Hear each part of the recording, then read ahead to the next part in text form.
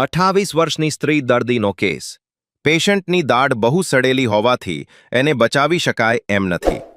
આ જગ્યાએ દાઢ કાઢી ને તરત જ તાજી દાઢ કાઢેલી જગ્યા પર બોન ગ્રાફ અને મેમ્બ્રેન પ્લેસ કરીને ઇમ્પ્લાન્ટ ફિક્ચર મૂકવામાં આવ્યો.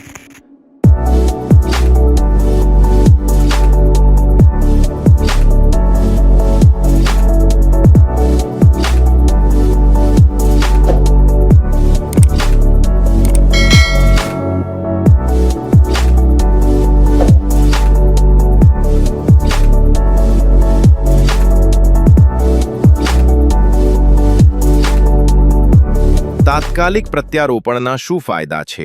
તાત્કાલિક પ્રત્યારોપણ રોપવાના ઘણા ફાયદા છે.